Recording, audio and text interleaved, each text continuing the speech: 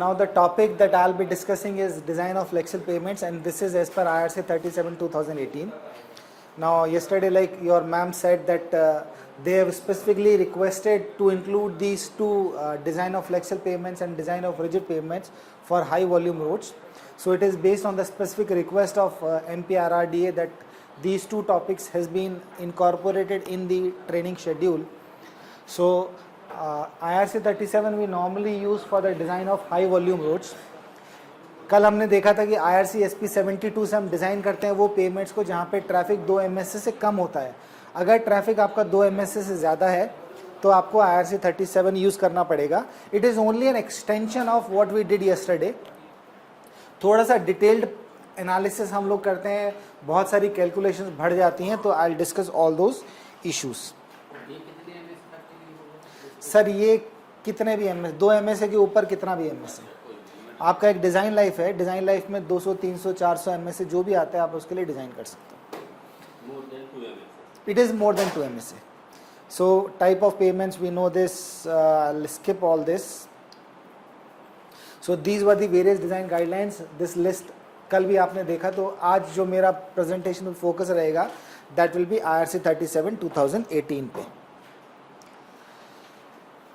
So structure of flexible pavement, it is a multi layer structure जहाँ पे हम एक लेयर के ऊपर दूसरी लेयर रखते जाते हैं और एक रियली थिक स्ट्रक्चर हम लोग बनाते हैं. So different layers are named as subgrade, subbase, base layer, and then on the top we have bituminous layer that basically is directly under the action of traffic. Purpose क्या होता है, basically जो भी surface loading आ रहा है उसके जो stresses generate होते हैं वो डिस्ट्रीब्यूट हो जाएं, सो दैट कि आपकी जो नीचे की सॉइल है वहाँ तक जब वो स्ट्रेसेस पहुँचें तो वो डिस्ट्रीब्यूट हो जाए वाइडर एरिया में, and they are minimize, and even the subgrade is able to resist those stresses. तो ये सारी लेयर्स बनाने के लिए हमें क्या लगता है, सबसे पहले एग्रीगेट लगता है, and second what we require is bitumen. तो एग्रीगेट कहाँ से मिलता है, basically we get from the quarrying of the natural resources. So आप जो रॉक्स से क्वेरिंग करते हैं वहाँ से आपको एग्रीगेट मिलेगा. और बिटुमन जो हमारे देश में बिटुमन मिलता है वो सारा का सारा बिटुमन हमें कहाँ से मिलता है, from the distillation of crude. So distillation of crude से हमें बिटुमन मिलता है, और बहुत सारा बिटुमन हम लोग इंपोर्ट भी करते हैं. जैसे कि आज सुबह आपको मैडम ने बताया कि हमारी जो डिमांड है हम लोग उतना प्रोड्यूस नहीं कर पाते हैं, तो हम लोग a huge quantity, almost more than 40% of our requirement we import from abroad. Typical pavement structure again it is same, like you have different layers, एक के ऊपर एक रखते जाते हैं, so that you have a very thick structure. Ultimately क्या है, basically it is the native soil. मैंने आपको बताया था कि pavement is nothing but it is a structure. Think of it as a structure. Structure में दो चीज़ें, लोड है और आपका सॉइल है. तो यहाँ पे भी हम यही बात करेंगे कि आपका लोड है और आपका सॉइल है. सॉइल की हम स्ट्रेंथ निकालेंगे, उसका सबसे इंपॉर्टेंट पैरामीटर जो है वो है CBR टेस्टिंग. और ऊपर जो है आपका लोड है, तो हमें लोड को एस्टिमेट करना पड़ेगा. और जो भी हम डिज़ाइन करेंगे वो आज के ट्रैफिक के लिए नहीं करते हैं, हम हमेशा भविष्य के ट्रैफिक के लिए डिज़ाइन करते हैं कि आज से 10 साल बाद, 15 साल बाद, 20 साल बाद कितना ट्रैफिक होगा.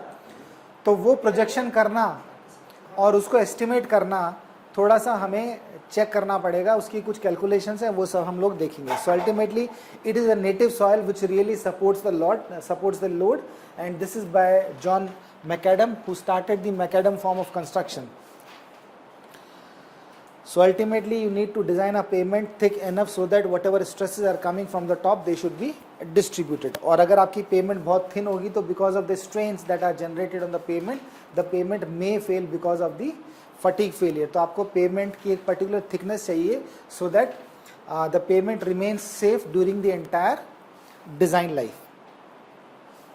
कल मैंने आपको ये बता दिया pavements are designed to fail, and obviously again this is the same objectives. I'm not going to cover this. So approaches of payment design, IRC SP 72 जो हमने कल देखा था that is more or less a empirical design. So but IRC 37 is mostly a mechanistic empirical design. mechanistic empirical में difference क्या है, यहाँ पे हम payment का structural analysis करते हैं. basically the process is हम लोग एक structure assume करेंगे, उसको हम एनालाइज करेंगे कि वो हमारे पर्टिकुलर ट्रैफिक के लिए सेफ़ है या नहीं सेफ़ है. अगर सेफ़ होगा तो हम उसको एक्सेप्ट कर लेंगे, सेफ़ नहीं होगा तो हम उसको अगेन रिवाइज करेंगे, रीवर्क करेंगे, तब तक वो सेफ़ नहीं होता है. और उसको हम चेक कैसे करेंगे कि सेफ़ है कि नहीं, तो उसके लिए हमें क्रिटिकल स्ट्रेंस निकालने पड़ते हैं, और वो क्रिटिकल स्ट्रेंस जिन पैरामीटर से हम कंपेयर करते हैं, जिन इक्वेशंस के बेसिस पे हम कंपेयर करते हैं, वो इक्वेशंस कहाँ से आई हमारे पास, वो हम लोगों ने कैलिब्रेट करके निकाली based on the research study of ministry R56 research scheme में। तो वो जो कैलिब्रेटेड इक्वेशंस हमारे पास हैं, that is basically the empirical component of the payment design process. हम एनालिसिस कर रहे हैं, that is the mechanistic component. जो इक्वेशंस हैं वो इक्वेशंस ऑल ओवर इंडिया में कुछ 120-140 सेक्शंस सेलेक्ट किए गए, उसके बेसिस पे वो इक्वेशंस डेवलप की गई। अब वो एम्पेरिकल क्यों है, क्योंकि अगर 140 की बजाय अगर 500 सेक्शंस आप सेलेक्ट करते तो इक्वेशंस की फॉर्म कुछ और डिफरेंट होती। जो सेक्शन सेलेक्ट किए गए उन सेक्शंस के अलावा कुछ सेक्शन सेलेक्ट करते तो इनकी फॉर्म कुछ और डिफरेंट होती। So this is basically empirical component that is there in our design process. So this is basically a mechanistic empirical approach. So pavement design factors में इंपॉर्टेंट क्या है, ट्रैफिक लोडिंग है, आपका एनवायरमेंटल फैक्टर्स है, material consideration and your failure criteria. Will discuss each of them one by one. Traffic में important है कि आपके एक्सेल लोड्स क्या क्या हैं, उनका रिपीटिशंस हमें कंसिडर करना पड़ता है। We need to consider the contact area and the speed of the vehicle. Axle loads, different type के गाड़ियाँ चलती हैं जिनके एक्सेल्स डिफरेंट हैं, एक्सेल लोडिंग डिफरेंट होता है, टायर कॉन्फ़िगरेशन डिफरेंट है। So single axle with single wheel, dual axle, this is single axle with dual wheel, this is tandem axle and this is tridem axles. So these are some of the photographs. So this is basically a this is single axle single wheel and this is single axle normally dual wheel. This is single axle front में generally single axle single wheel ही होता है, but in the rear here you can see that it is a tridem axle. और दूसरी चीज़ मैं आपको बता दूं, ये ट्राइडम तब होगा जब ये दोनों एक्सेल्स के बीच में जो डिफरेंस है that should not be more than 1.8 meters. If it is more than 1.8 meters, these two axles would be considered as independent as two single axles. So these are some different type of vehicles that normally ply at different type of trucks. You also will encounter such.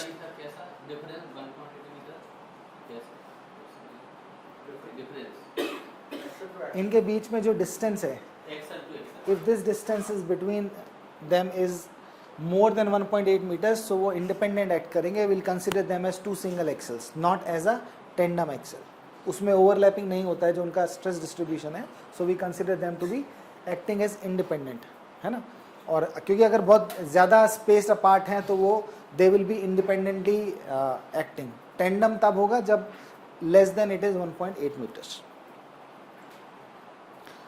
So ये this is one of the photographs. तो इसमें क्या बोलेंगे इसको, हाँ tyre लगेगा तो tandem है obviously. This is single axle, this is tandem and this is tridem. So इस तरह के डिफरेंट टाइप के ट्रक्स जो हैं हमारी सड़कों पर चलते हैं. तो हम क्या करते हैं, डिफरेंट ट्रक्स का वो मैंने आपको कल कॉन्सेप्ट बता दिया कि डिफरेंट ट्रक्स को हम उठा के डिफरेंट एक्सेल कॉन्फ़िगरेशन को उठा के हम एक कॉमन प्लेटफॉर्म पे लेके आते हैं और हम जितनी भी बात करेंगे वो बात करेंगे in terms of standard axle. So this is our standard axle, single axle with dual wheel on both side and with a load of 80 kilonewton. That is our standard axle. 8 ton का जो load है उसको हम standard Excel मानते हैं, जिसमें एक single Excel है और उसके दोनों तरफ 2 चक्के लगे हुए हैं. So it is a single axle with dual wheel. Single उसको हम स्टैंडर्ड नहीं मानते. स्टैंडर्ड हमारा ये है, उसको भी हम कन्वर्ट करेंगे इन टर्म्स ऑफ कि उसका डैमेजिंग इफेक्ट और इसका डैमेजिंग इफेक्ट कितना है, वो हम कन्वर्ट करेंगे. एक टायर पे लोड जो आएगा वो 20 किलोमीटर 2 टन आएगा, वो हम डिज़ाइन में यूज़ करेंगे. सो रिपीटिशंस ऑफ एक्सेल, इसके लिए हम क्या यूज़ करते हैं, इक्विवेलेंट एक्सेल लोड फैक्टर्स. सबको हम उठा के कन्वर्ट करेंगे in terms of standard equivalent axle load factors. Contact area, जो टायर का कॉन्टैक्ट एरिया होता है, normally it is irregular shape.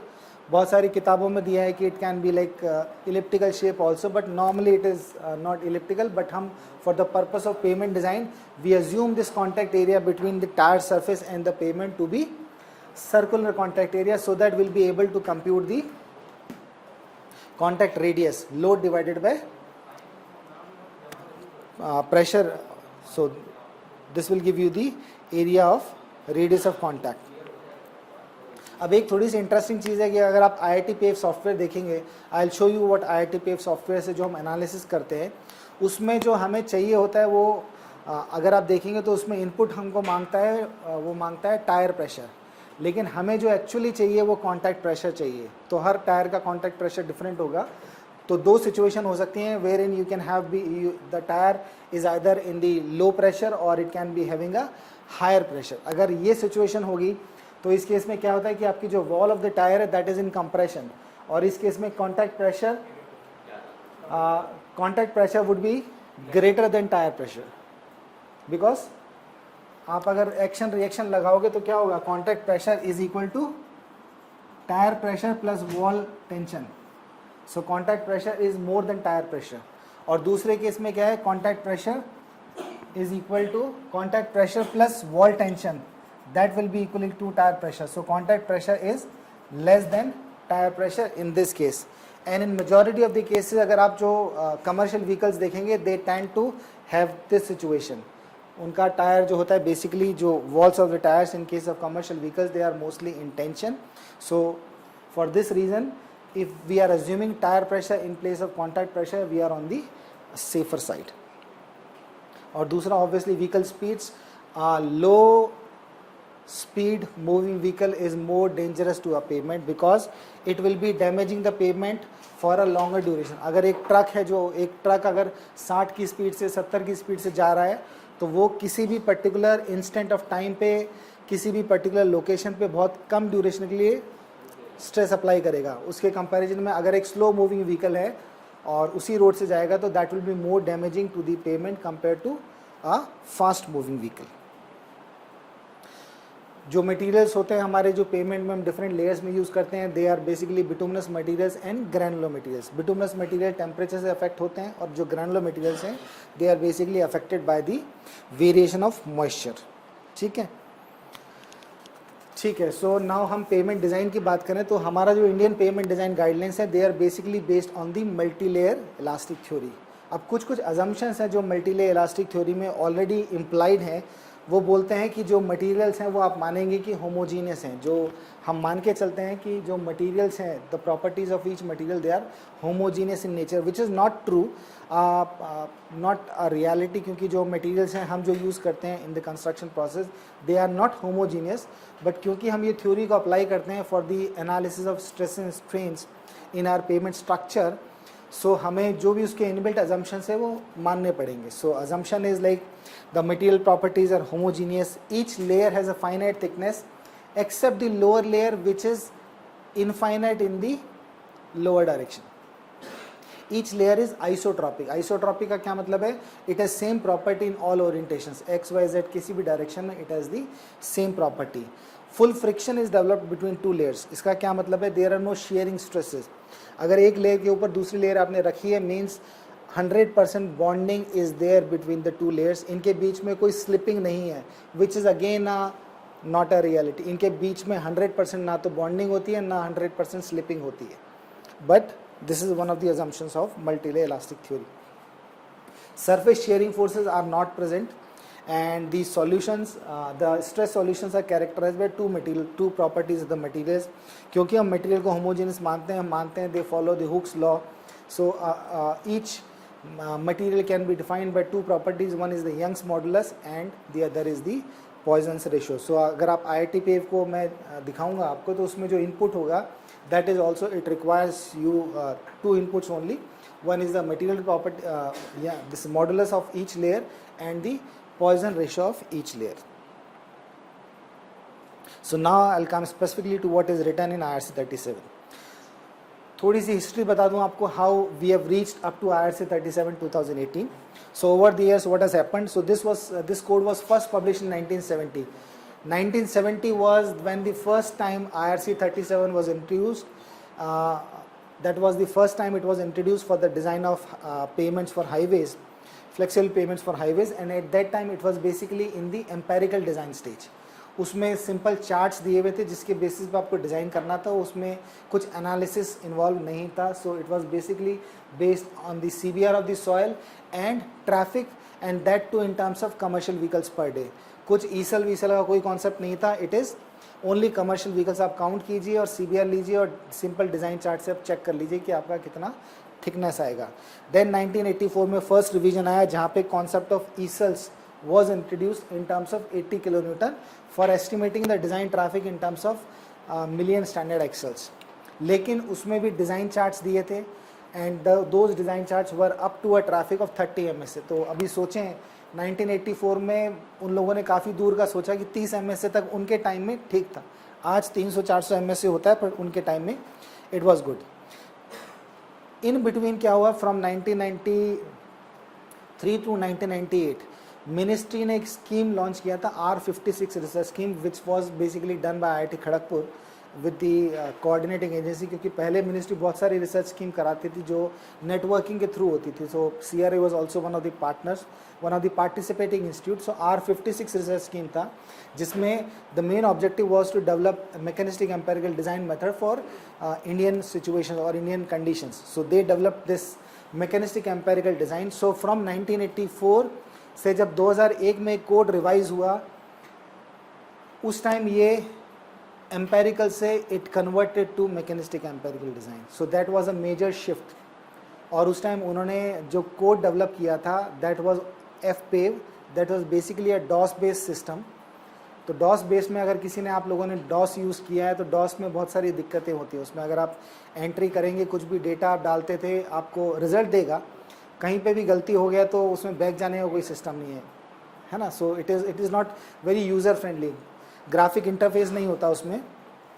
So they developed a FPAVE program for the analysis of pavements and this rutting and fatigue criteria were developed at that time between 1993 to 1998 under ministry scheme R56। Third revision इसका आया 2012 में और उसमें first time VG40 introduce किया गया। उस time तक हमारे पास सिर्फ 2001 तक it was penetration grade bitumen. So 30, 40, 60, 70, 80, 100 grade होते थे। VG40 का कोई कॉन्सेप्ट नहीं था। 2006 में हमारा IS 73 आया जिसमें विस्कोसिटी ग्रेडिंग इंट्रोड्यूस किया गया। तो उसमें VG40 फर्स्ट टाइम उसमें इंट्रोड्यूस किया गया and later on this was adopted in IRC 37 also in the year 2012। VG40 क्या है, एक हार्डर ग्रेड बाइंडर है। तो ये अज्यूम किया गया कि for heavy loads VG40 should be used in the upper layers so that it will be able to resist the high stresses. So VG40 bitumen was introduced and they also allowed the usage of cementitious and wrap materials into the pavement. अभी तक दिक्कत क्या था, क्योंकि हमारे पास कोई guidelines नहीं थी। FPAVE जो प्रोग्राम डेवलप हुआ वो डिज़ाइनर्स को दिया नहीं गया, उनको उस टाइम भी चार्ट्स ही दिए गए, बट वो चार्ट्स जो बनाए गए थे वो मैकेनिस्टिक एम्पेरिकल एनालिसिस के बेसिस पे बनाए गए थे। तो उसमें आपको कुछ चार्ट्स थे, तो उसके बेसिस पे हम पढ़ते, अभी भी चार्ट से ही थे 2001 में भी, बट वो जो डिज़ाइन था वो मैकेनिस्टिक एम्पेरिकल हो गया था। तो वो फ्रीडम आपके पास नहीं थी। तो उस टाइम भी अगर लोग डिज़ाइन करते थे लाइक DBFO कॉन्सेप्ट में या BOT कॉन्सेप्ट में, तो they were using the guidelines from the abroad. कोई ARR भी यूज़ करता था, कोई अमेरिकन गाइडलाइंस यूज़ करता था for usage of cementitious and RAP materials. तो 2012 में पहली बात तो IIT सॉफ्टवेयर को FPAVE को जो था उसको कन्वर्ट किया गया from DOS based version to Windows based version. Now it is a graphical user interface, GUI आया उसमें पहली बार। So now it become user friendly. दूसरी चीज़, ये मिनिस्ट्री की अलमारी में नहीं पड़ा था, now it was given to designers.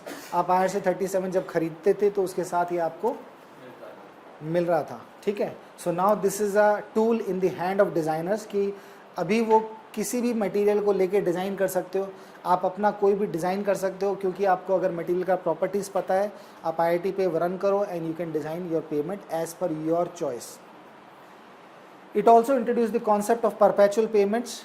Perpetual pavement, मैंने पहले भी बोला कि परपैचुअल पेमेंट थोड़ा सा टर्मिनोलॉजी गलत है। परपैचुअल का एक्चुअल मीनिंग जो अगर आप डिक्शनरी देखोगे तो perpetual is something which last for ever.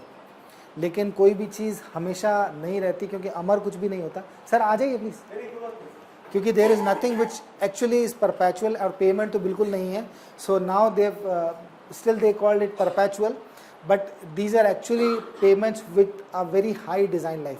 सो 40 से 50 साल जिनका डिज़ाइन लाइफ था, तो now in 2018 they have called it long life pavements. Perpetual word थोड़ा सा अभी हटा दिया है। And they also introduce the concept of cumulative fatigue damage. इसकी हम बात करेंगे और थोड़ा सा इसको समझ लीजिए कि ये कॉन्सेप्ट थोड़ा सा डिफरेंट है।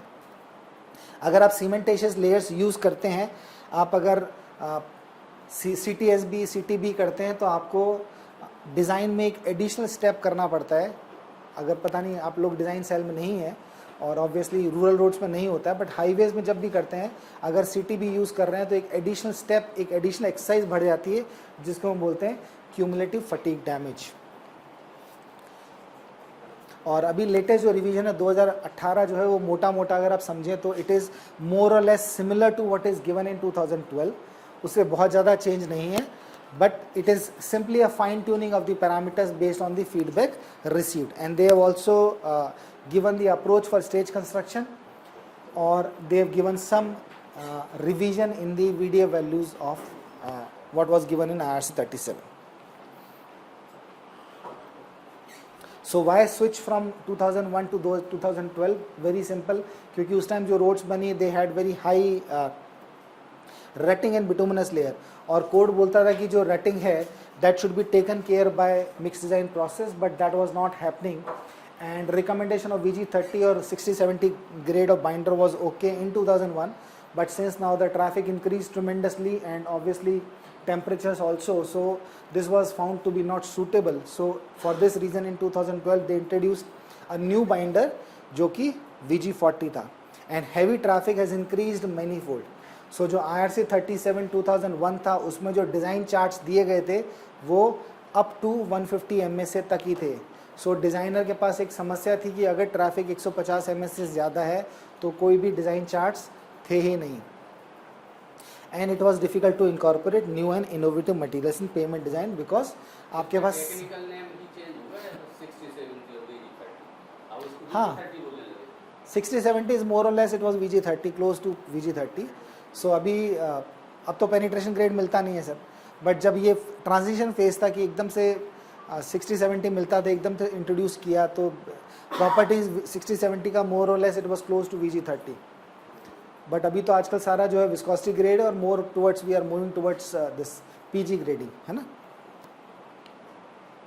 और 2001 से 2012 से 2018 में क्यों गए? Because it was basically a fine tuning of the parameters. कोई बहुत ज़्यादा चेंज नहीं है, जस्ट थोड़ा बहुत जो कॉन्सेप्ट जो फीडबैक मिला उसके बेसिस पे फाइन ट्यूनिंग किया गया, and it is more or less the basic skeleton, basic framework जो है इसका पूरा का पूरा वही है जो 2012 का था। कुछ बहुत मेजर या वास्ट ड्रास्टिक चेंज नहीं हुआ है। Now scope of the guidelines, it says that it is applicable for design of new pavements and reconstruction of damage pavements where the traffic is more than 2 MSA। 2 MSA के ऊपर है तो आप IRC 37 पे जाएंगे, 2 MSA के नीचे है तो IRC SP 72 पे जाएंगे। और अगर ओवरले डिज़ाइन करना है, एग्जिस्टिंग पेमेंट पे आपको ओवरले डिज़ाइन करना है तो या तो IRC 81 या फिर IRC 115। IRC 81 is Benkelman beam and IRC 115 is falling with deflectometer technique. Now this is what your payment design in a nutshell, अगर आपको अच्छे से दिखाई दे रहा है तो ठीक है। इसमें आपको कुछ नहीं करना, the design is very simple, it's not rocket science. आपको सबसे पहले अपना ट्रैफिक निकालना है कि आपकी पेमेंट को आपको कितने ट्रैफिक के लिए बनाना है।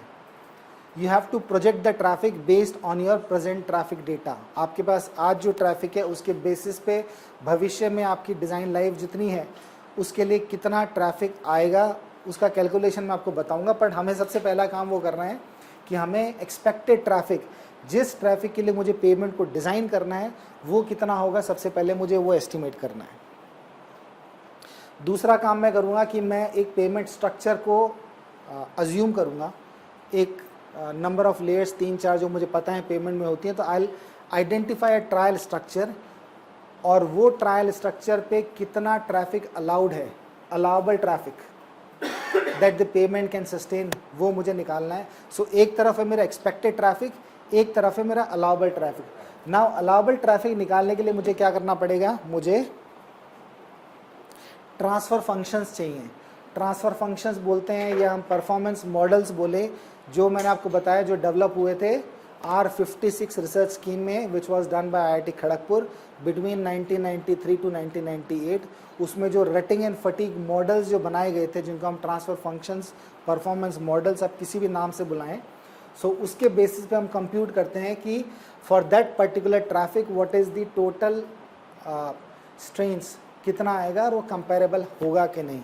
सो हम एक्सपेक्टेड ट्रैफिक है, अलाउबल ट्रैफिक है, तो जो मेरा सेक्शन है अगर उस पर expected traffic is more then allowable traffic, जितना वो सस्टेन कर सकता है उससे ज़्यादा ट्रैफिक आ रहा है तो डिज़ाइन मेरा सही नहीं है, मुझे अगेन रीवर्क करना पड़ेगा. और अगर expected traffic is less than allowable traffic then मेरा डिज़ाइन ठीक है, I can adopt that design. ठीक है. सो सिंपल दो ही चीज़ें करनी है, एक्सपेक्टेड ट्रैफिक निकालना है, अलाउबल ट्रैफिक निकालना है यूजिंग दी परफॉर्मेंस मॉडल्स. अब जो ट्रैफिक एस्टिमेशन है, यहीं पे एक्चुअल जो एस्टिमेशन है या जो मेन एफर्ट है वो बेसिकली ट्रैफिक एस्टिमेशन में, क्योंकि उसके लिए आपको बहुत सारी चीज़ें चाहिए, बहुत सारे पैरामीटर्स चाहिए. क्या क्या पैरामीटर्स चाहिए? सबसे पहले तो आपको डिज़ाइन ट्रैफिक चाहिए इन terms of commercial vehicles per day. और कमर्शियल व्हीकल्स कौन से होते हैं? जो पेमेंट डिज़ाइन में हम लेते हैं, कल भी मैंने बताया था, which have a gross laden weight of more than 3 tons. जिनका वजन 3 टन से ज़्यादा होगा सिर्फ हम वही लेंगे जिसमें आपके बड़े ट्रक्स आते हैं, आपकी फुल साइज़ बसेस और ये सब. आप पैसेंजर कार्स, 2 व्हीलर्स, 3 व्हीलर्स, ये सब हम काउंट नहीं करते हैं. दूसरा, वो ट्रैफिक जो है कुछ रेट से बढ़ेगा, वो तो ट्रैफिक ग्रोथ रेट हमें चाहिए. कितना पेमेंट का डिज़ाइन लाइफ होगा वो डिपेंड करेगा कि उसका क्लासिफिकेशन क्या है, whether it is state highway, national highway, express way है या कौन सी कैटेगरी का वो रोड है. उसके बाद हमें चाहिए axle load spectrum. Axle load spectrum बहुत इंपॉर्टेंट है, जिसके लिए मैंने आपको कल भी बताया था कि हम लोग एक्सेल लोड सर्वे करते हैं, जो कि गाड़ियों को रोक के हम उनका वज़न करते हैं. Basically it is simple words में गाड़ियों को रोक के उनका वज़न करते हैं, जो कल हमने डिस्कस किया था कि विलेज रोड्स के लिए शायद ये बहुत ज़्यादा नेसेसरी नहीं है, इसीलिए नहीं, ठीक है, इसीलिए they have given some indicative VDF values, but highways के लिए it is to be done necessarily. Indicative VDF values इसमें भी दी हैं, बट वो हम अडॉप्ट नहीं करेंगे, will go for actual VDF studies. और we also have to understand what is the lateral distribution of traffic, that is the lane distribution factor. So traffic growth rate के बहुत सारे पैरामीटर्स हैं. either you can estimate based on the past trends of traffic growth, अगर आपके पास data है कि किस rate से ट्रैफिक बढ़ रहा है. Demand elasticity based on the socio economic parameters of that. जहाँ पे कुछ भी अवेलेबल नहीं है, we can have the data from the roads of similar classification and in vicinity, वहाँ से आप ले सकते हैं अगर कुछ ग्रीन फील्ड प्रोजेक्ट है तो. And one important thing what the code says now is that the traffic growth rates can be established for each category of commercial vehicle. मतलब आपकी ट्रक्स के लिए ग्रोथ रेट अलग हो सकती है, बसेस के लिए ग्रोथ रेट अलग हो सकती है, मल्टी एक्सेल की अलग हो सकती है. सो कैटेगरी ऑफ व्हीकल्स के लिए भी आपकी ग्रोथ रेट अलग हो सकती है. This is something which is very specific to IRC 37. और उसके बाद आपके पास कुछ नहीं है तो आप 5% अज्यूम कर सकते हैं. ठीक है, जब भी कुछ भी डेटा नहीं है we can assume a growth rate of 5%. दूसरा, आपको डिज़ाइन पीरियड कितने साल के लिए पेमेंट को डिज़ाइन करना है, उसका सर्विस लाइफ क्या रहेगा. So it is the code says 20 years for national highway, state highway and urban routes. क्योंकि अर्बन रूट्स में we don't want frequent interventions, तो हम लोग उसको हायर पीरियड के लिए डिज़ाइन करते हैं. Similarly for national highway and state highway. For expressways और हाई डेंसिटी कॉरिडोर्स जहाँ पे ट्रैफिक 300 mm से ज़्यादा होगा, will design it for a longer duration, that is 30 years, and 15 years for other category of roads, and for low volume roads we normally design for 10 to 15 years. एक और concept आता है जिससे हम बोलते हैं stage construction. Stage construction is where you want to construct the pavement in 2 stages. आपके पास आज थिकनेस तो इतनी चाहिए पर इतनी बनाने का पैसा नहीं है, या आपने कुछ और इकोनॉमिक्स लगाया, आपको लगा कि इतनी बनाने का भी ज़रूरत नहीं है, सो आपने पहले सोचा इतनी थिकनेस दे दूं and then later on I will provide a overlay on top of it. But उस केस में अगर आप स्टेज कंस्ट्रक्शन भी कर रहे हैं, still you have to provide the lower thicknesses for the full design period. बहुत कॉमन सेंस है कि आप थिकनेस ऊपर डाल सकते हो, नीचे की थिकनेस नहीं बढ़ा सकते, तो नीचे की थिकनेस आपको फुल डिज़ाइन पीरियड के लिए देनी है. ऊपर की थिकनेस आप obviously you can add through overlay by doing FWD और BBD, आप ऐड कर सकते हो. तो पूरी थिकनेस आपको लोअर लेयर्स की तो देनी ही देनी है. सीमेंटेशियस बेसिस सब बेसिस यूज़ करेंगे तो स्टेज कंस्ट्रक्शन परमिटेड नहीं है, क्योंकि अगर आप थिकनेस कम दोगे तो उसमें फेलियर होगा. So for that reason high stresses develop होंगे, so that is not recommended for cementitious bases and sub bases. So अगर आप सीमेंटेशियस बेसिस सब बेसिस दे रहे हैं तो you have to go for the full design period.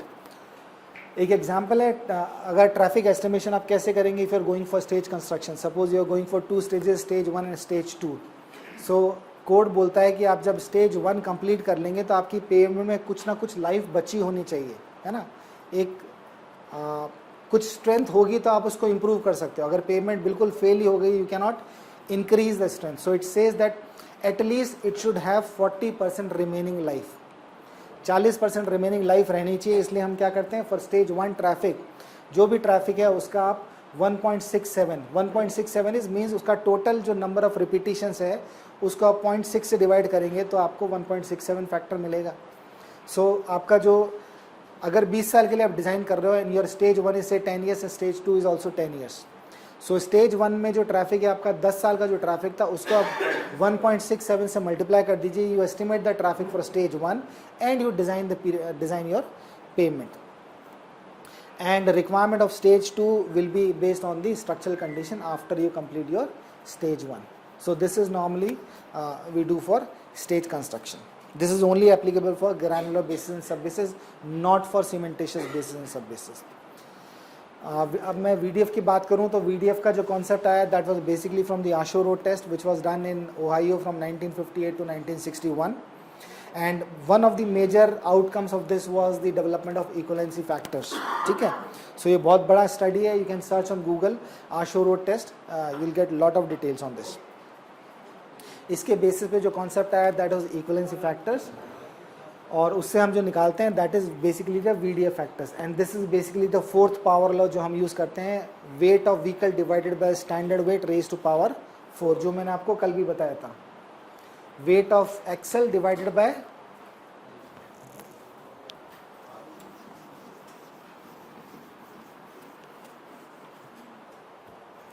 weight divided by standard weight. Now this standard weight would depend upon the type of axle. If it is a single axle single wheel, the standard weight would be different. If it is single axle dual wheel तो standard weight different होगा. Tandem axle के लिए different होगा, tridem के लिए different होगा. So these are the standard weights. Single axle single wheel के लिए 65, इसके लिए 80 किलो न्यूटन, इसके लिए 148 एंड ट्राइडम के लिए it is 224. Sir I will share this presentation, don't worry. So how do you estimate the VDF? Suppose if this is a truck which has a single axle, tandem axle and tridem axle and these are the load distribution. So इस पूरे truck का VDF कैसे निकालेंगे? First front में load है 70, so divide 70 by 65 raised to power 4. 160 divided by 148 because this is tandem and this is tridem, so 300 by 224 raised to power 4. How do you arrive this? Arrive at 70 kilonewton, 160 and 300. So these are the weights which have been Excel load से जो हमने observe किए, जो हमने major किए. Major करने पड़ेंगे. मैं अभी उसकी बात करूंगा सर. सारी गाड़ियों को करना पड़ेगा. There is a sample size which you at least 10% of the sample you have to take.